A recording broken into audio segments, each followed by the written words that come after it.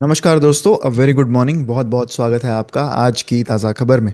शुरू हम हमेशा की तरह ग्लोबल न्यूज़ के साथ ही करते हैं, तो उसी के साथ हम शुरू करेंगे, जहां पर मोर और लेस हम जियोपॉलिटिकल सिनारियो की बात ही होगी, क्योंकि मल्टीपल नेशंस में cease fire, Wars which is actual Wars और ट्रेड वॉर्स, यही सारी बातें करंटली चल रही है। तो ग्लोबल न्यूज़ से रिलेटेड जो पहली न्यूज़ है, दैट इज अबाउट ट्रंप का ये कहना कि यूएस और चाइना के ट्रेड रिलेशंस अब एक टोटल रीसेट मोड पर पहुंच रहे हैं। तो जो रीसेंट डेवलपमेंट्स हुए हैं यूएस और चाइना के ट्रेड टॉक्स में, तो उससे एक नया इंटरेस्ट जागा है, क्योंकि प्रेसिडेंट डोनाल्ड ट्रंप का ये कहना है कि जो डिस्कशंस है ये एक टोटल रीसेट मोड पे पहुंचे हैं। एंड इसमें एक थोड़ी सी पॉजिटिविटी नजर आ रही है बिटवीन दीज टॉक्स जो यूएस और चाइना के बीच में करंटली हो रही है। तो जो ओवर द वीकेंड जो टॉक्स हुए दोनों नेशंस के बीच में, तो उससे ये लगा कि एफर्ट्स हो रहे हैं कि डी एस्केलेट किए जाए जो भी ट्रेड टेंशंस हो रहे हैं दोनों कंट्रीज के बीच में। तो ट्रंप का एक एग्रेसिव अप्रोच रहा है कि जो भी चाइनीज इंपोर्ट्स है उन पर वो एग्रेसिवली चीज़ें टैरिफ्स की बात करें। जो कुछ की पॉइंट्स थे इन टॉक्स में से, उसमें ट्रम्प का ये कहना था कि जो ओवरऑल मोर और लेस जो उनके बातचीत रहे with China, they were very good and constructive, ऐसा उन्होंने शब्द यहाँ पर इस्तेमाल किया है। जिसका फोकस यही था कि जो ट्रेड वॉर है वो थोड़ा बहुत डी एस्केलेट हो जाए, बट नॉट नेसेसरी कि इससे कोई एक मेजर ट्रेड डील अराइव होगी। जो ग्रोइंग रियलाइजेशन है दोनों कंट्रीज के बीच में वो यही है कि हायर टैरिफ रेट्स अगर रहें तो दोनों ही देशों को काफ़ी बड़ा नुकसान होगा। एंड ट्रम्प ने ये इंडिकेट किया है कि टैरिफ्स शायद लो हो सकते हैं, फिर भी चाइना को भी कुछ कंसेशंस करने पड़ेंगे, ऐसा उनकी बातों से लगा। चाइना के एक्सपोर्ट्स ने एक रेजिलियंस दिखा है, यानी ज़्यादा प्रॉब्लम्स दिखे नहीं अब तक उनके एक्सपोर्ट्स इंडस्ट्री को अगर हम देखें तो, mainly because they are rerouting a lot of trade from South East Asia. तो साउथ ईस्ट एशिया के थ्रू ये सारी चीज़ें करंटली चाइना कर रहा है ताकि वो यूएस के टैरिफ्स को मिटिगेट कर सके। एक्सपर्ट जो है वो ओवरऑल स्केप्टिकल है, थोड़े बहुत क्वेश्चंस है उनके दिमाग में कि कैसे ये डिस्कशंस से एक नॉर्मलाइजेशन हो सकता है ट्रेड रिलेशंस का। एंड अभी भी सिग्निफिकेंट ट्रेड वॉर सिचुएशन दिख रही है, बट कुछ चीज़ें यहाँ पर हर दिन चेंज हो रही है, जैसे जैसे कुछ टॉक्स यहाँ पर हो रहे हैं। तो जो जिनेवा में टॉक्स हुए वहाँ पर ये एक पॉजिटिव स्टेप दिखा कि ओवरऑल आउटलुक चाहे कॉशियस रहे, बट टॉक्स काफ़ी प्रोडक्टिव रहे। एंड हालांकि टैरिफ लेवल्स में कोई मेजर चेंज तुरंत एक्सपेक्टेड नहीं है। जो सिचुएशन है उससे ग्लोबल मार्केट्स में अभी भी अनसर्टेनिटी आती है, क्योंकि ये जो ट्रेड वॉर की हम बात कर रहे हैं ये एक इकोनॉमिक वॉर है, राइट। इन चीज़ों से ग्लोबली बहुत चीज़ों पर असर हो सकता है, एंड इसलिए देखना होगा कि कैसे यूएस और चाइना यहाँ पर ट्रेड टॉक्स करेंगे आगे।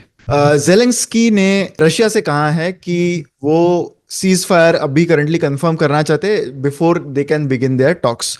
तो यूक्रेन के प्रेसिडेंट जेलेंस्की ने रशिया से कहा था कि वो जो अनकंडीशनल सीज फायर है जो मई 12 यानी आज से शुरू हो रही है वो कंफर्म करे। एंड यूक्रेन ने एक रेडीनेस दिखाई है, एक उन्होंने इस पर इच्छा जताई है कि वो डायरेक्ट टॉक्स करने के लिए रेडी है। उन्होंने ये भी एम्फोसाइज किया कि पहली क्रूशल स्टेप यहाँ पर यही होगी कि एक फुल और रिलायबल सीज फायर हो सके। ये शब्द इस वीकेंड को काफ़ी टाइम यूज़ किया गया, इसका उल्लंघन बहुत बार भी हुआ है। आगे जब हम इंडियन इकोनॉमी की बात करेंगे तब उस पर हम थोड़ी सी रोशनी डालेंगे। यूक्रेन और रशिया से रिलेटेड सैटरडे को जेलेंस्की ने बताया कि उनको काफ़ी सपोर्ट मिला है बाकी यूरोपियन पावर्स का and US president Donald Trump का कि एक 30 डे अनकंडीशनल सीज फायर की जाए स्टार्टिंग फ्रॉम टुडे। इसके रिस्पॉन्स में व्लादिमीर पुतिन ने प्रपोज किया कि डायरेक्ट टॉक्स जो है विथ यूक्रेन वो टर्की में होल्ड किए जाए, जिससे एक सिग्नल मिल रहा है कि पॉसिबल शिफ्ट आ सकता है रशिया के स्टांस में इन द कॉन्फ्लिक्ट। जेलेंस्की ने यह भी एक्नॉलेज किया कि रशिया की ऑफर उन्होंने एक्नॉलेज की, बट उन्होंने ये बताया है कि सीज फायर का जो फाउंडेशन है वो किसी मीनिंगफुल डिस्कशन के लिए होना चाहिए। इस बात पर भी उन्होंने रोशनी डाली है कि अगर वॉर कंटिन्यू होता है even for a single day तो it might not serve any purpose. Ukrainian officials काफी वोकल रहे, उन्होंने कई बार इसका जिक्र किया है कि कंप्लीट सीज फायर होनी चाहिए, यह उनका इंसिस्टेंस है। एंड उन्होंने ये भी असर्ट किया है कि रशिया ने अग्री करना चाहिए ऐसा कोई major without avoiding it. Economy news की बात करते हैं, इंडियन इकोनॉमी न्यूज की बात करते हैं, तो जो सारी इंडियन इकोनॉमी से रिलेटेड करंटली चीजें हैं वो इंडिया पाकिस्तान के वॉर सिचुएशंस पर, इंडिया पाकिस्तान के टेंशंस पर ही करंटली मौजूद है। फ्राइडे से लेकर अब तक बहुत सारी चीजें चेंज हुई है। सीज फायर की अनाउंसमेंट हुई थी पहले, जब डोनाल्ड ट्रंप ने इसका क्रेडिट लेना चाहा कि उनकी वजह से एक सीज फायर हुआ है इंडिया और पाकिस्तान के बीच में, बट उसके कुछ ही घंटों में पाकिस्तान ने सीज फायर का उल्लंघन तुरंत ही कर दिया था। तो अभी भी ये सारी चीज़ें एक डेवलपिंग स्टोरी है। नीडलेसली बहुत बार पाकिस्तान आर्मी एंड पाकिस्तान की तरफ से सीज फायर का वायोलेशन हुआ है, बहुत सारी चीज़ें जो उन्होंने नहीं करनी चाहिए थी वो की है। एंड ऑब्वियसली ऐसे टाइम पर we need to give a lot of credit to Indian army, and जिस तरह से वो इस सिचुएशन को मॉनिटर कर रहे हैं, because it is not very easy to deal with a neighbour like this, जहाँ पर कोई भी चीज़ को हम अज्यूम नहीं कर सकते, वैसी सिचुएशन है। अल्दो हम इस चैनल पर इस मॉर्निंग न्यूज़ में हमेशा चीज़ों को इकोनॉमिक आउटलुक से ही देखते हैं, तो हम ज़्यादा कोशिश करेंगे कि इस चीज़ को भी एक इकोनॉमिक आउटलुक की तरफ से, और ना कि totally geopolitical point of view से हम देखें। तो ओवरऑल अगर हम देखें तो सिचुएशन स्टिल रिमेन्स एक नाजुक मोड में ही है सिचुएशन। अब तक कोई क्लियर सिग्नल मिला नहीं है कि अब तक जो टेंशन्स है, वॉर टेंशन्स है बिटवीन इंडिया एंड पाकिस्तान, वो कम होंगे। तो सिचुएशन में ओवर द वीकेंड काफ़ी सारे ड्रामेटिक टर्न्स हुए, एंड एज आई स्पीक बहुत सारी चीज़ें चेंज होती आ रही है। कुछ चीज़ें न्यूज़ पोर्टल्स ने आगे जब बताया तब बाद में डिस्कवर हुआ कि वो सारी चीज़ें फेक थी। तो ये सारी चीज़ें 2-3 दिन से चलती आ रही है। तो सीज फायर अग्रीमेंट अभी भी फ्रेजाइल है, काफ़ी एक नाजुक मोड पर ही है।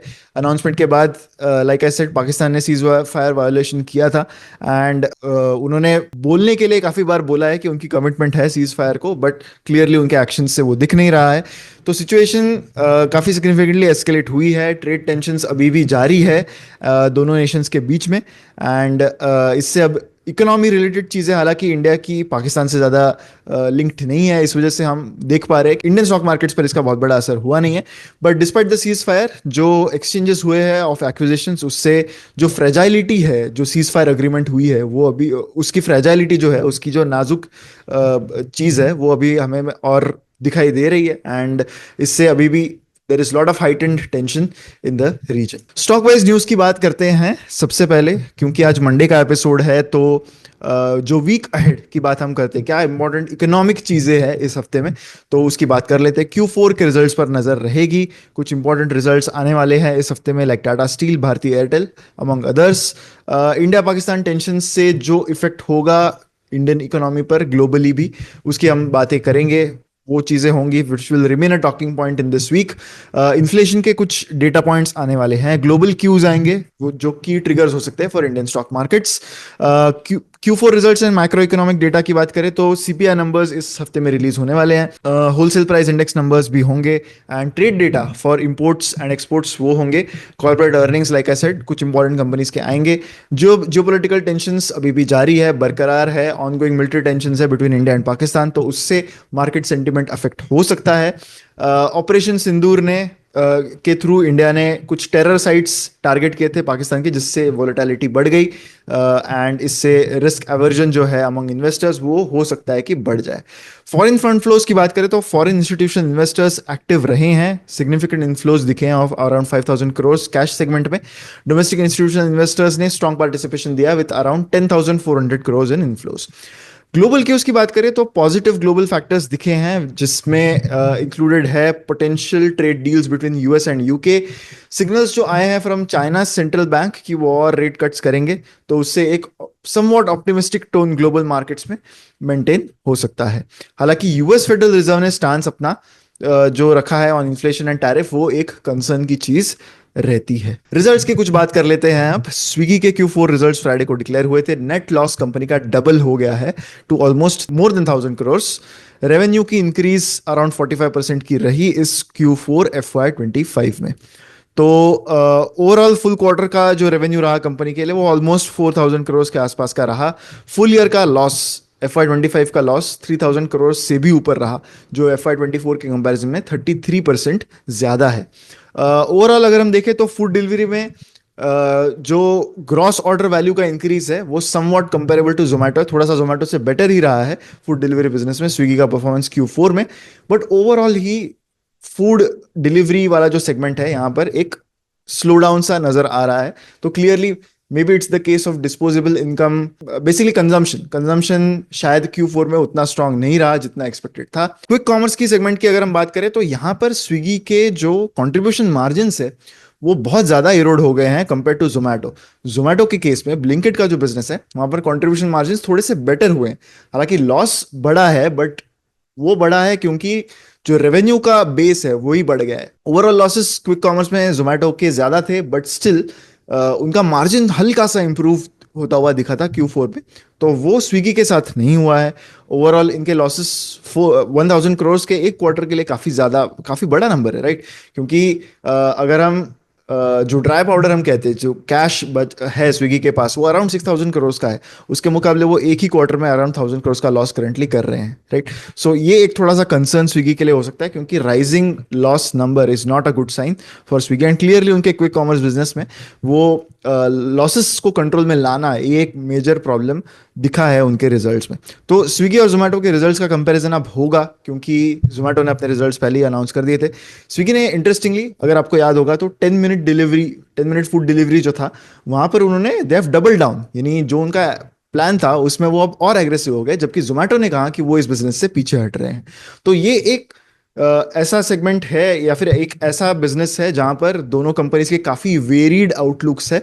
जोमेटो इसमें अपने लॉसेस कट करके एग्जिट लेना चाहता है, जबकि Swiggy is trying to double down on it. तो आगे देखना बहुत इंटरेस्टिंग होगा कि कौन सी कंपनी एक्चुअली एग्जीक्यूट कर पाती है। क्या जोमेटो का decision of not being aggressive in this business, was it the right one और not, that remains to be seen. Investments company ने, स्विगी ने काफ़ी रैंप अप किए हैं। 1000+ स्टोर्स अब उनके हो गए हैं across 124 cities. This is the dark store count of Swiggy.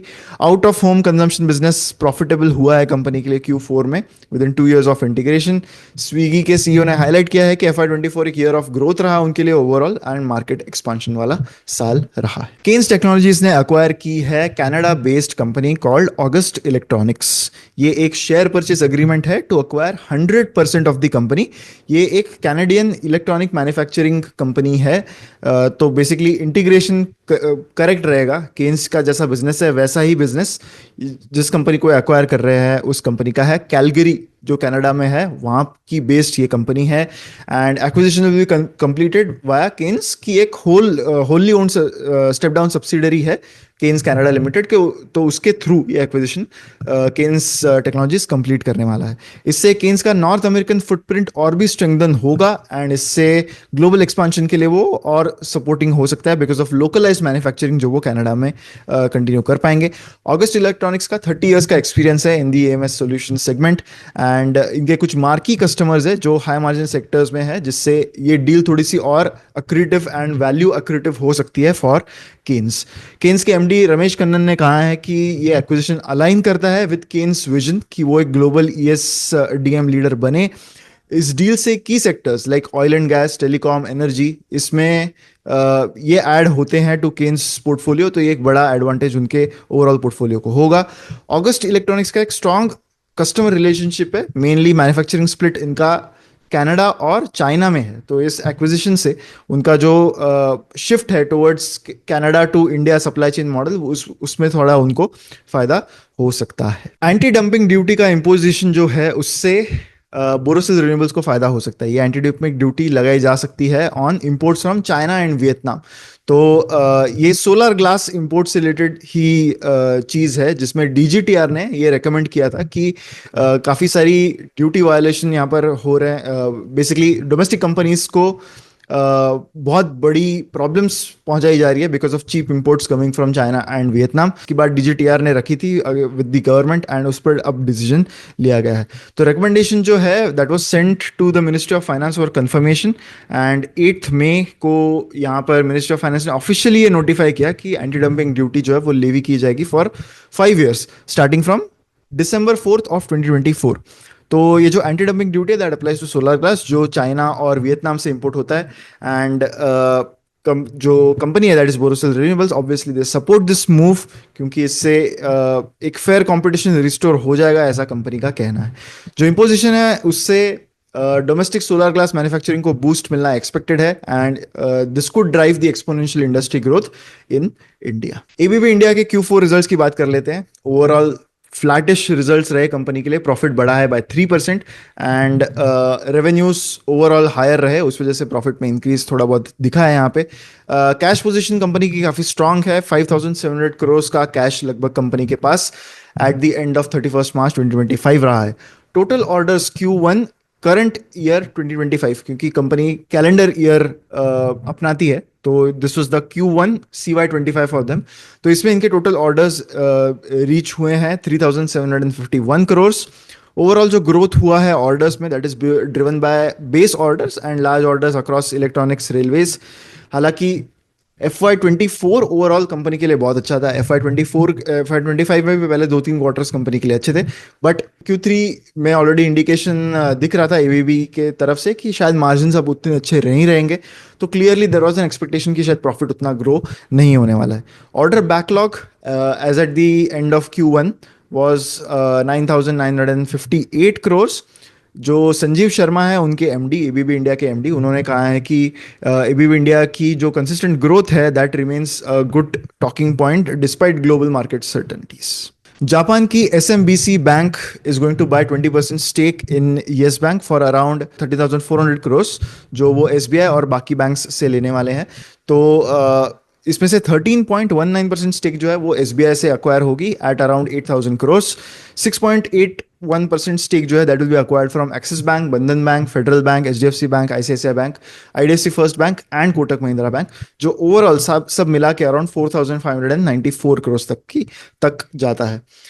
SBI और बाकी बैंक्स ने इन्वेस्ट किया था मार्च 2020 में। अल्दो हमें कहना चाहिए कि इन्वेस्ट कराया गया था इन बैंक्स को इन मार्च 2020 under the yes bank reconstruction scheme. ये जो ट्रांजैक्शन हुआ है, this marks the largest cross border investment in India's banking sector. जो डील्स है इसकी अब तक रेगुलेटरी अप्रूवल मिलना बाकी है from RBI, CCI and customary closing conditions. SMBC जो है वो यूनिट है of Sumitomo Mitsui financial group, जो जापान की सेकंड लार्जेस्ट बैंक है।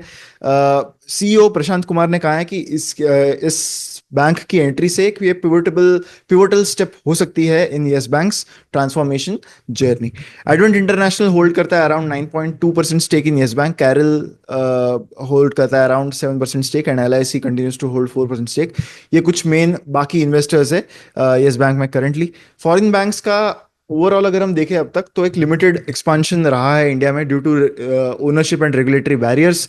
इसके पहले जो large major foreign bank deal हुई थी वो DBS ग्रुप की डील हुई थी when they took over the Lakshmi Vilas bank in 2020। इसी के साथ हमारी न्यूज यहीं पर खत्म होती है। बिलीव इट और नॉट सेक्शन पे एक छोटा सा पिछले हफ्ते का एक किस्सा जो US मार्केट से रिलेटेड 2 स्टॉक्स के बीच में हुआ था। तो अराउंड वेडनेसडे या थर्सडे को अल्फाबेट जो कंपनी गूगल की पेरेंट है बेसिकली, तो उनका stock was down by around 9% on one of the days. तो उसका एक काफी इंटरेस्टिंग सा रीजन था उसके लिए, क्योंकि उसी दिन कुछ समय पहले एप्पल ने अनाउंस किया था कि वो एक AI बेस्ड सर्च लाना चाहते हैं उनके ब्राउजर में।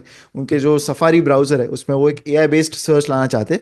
तो इस न्यूज को देखते हुए एप्पल का स्टॉक तो वैसे बढ़ा नहीं इस न्यूज को देखने के बाद, लेकिन अल्फाबेट जो कंपनी गूगल चलाती है उनका स्टॉक अराउंड 9% गिर गया, क्योंकि सर्च इंजन का अगर हम मार्केट शेयर देखें तो क्लियरली वहां पर गूगल का कोई बीट नहीं है। बट अगर ऐसी कोई नई चीज आती है और एप्पल जैसी कंपनी अगर ले आती है तो that could be a threat to a company like Alphabet, ऐसा स्टॉक मार्केट्स को लगा। एंड 9% का fall in a very big tech giant like Alphabet, amongst the biggest companies in the world. तो that shows कि कैसे कुछ चीजें इतनी डायनामिक होती है टेक वर्ल्ड में कि वो डिसरप्शन के मोड पर ला सकती है। अब ये एक्चुअली होता है या नहीं होता है वो हमें आगे देखना होगा, बट ऐसी रिस्क से ये सारे टेक कंपनीज को जूझना पड़ता है एंड यही एक एग्जांपल हमने पिछले हफ्ते में देखा। इसी के साथ हमारा न्यूज़ का ये वीडियो यहीं पर ख़त्म होता है। मैं आशा करता हूँ कि वीडियो आपको अच्छा लगा होगा। अगर अच्छा लगा है वीडियो तो आप ज़रूर इस वीडियो को लाइक करें एंड शेयर करें विद मैक्सिमम पीपल। ऐसे ही वीडियोस के लिए हमारे चैनल पर बने रहें। मिलते हैं अगले वीडियो में। Thank you so much.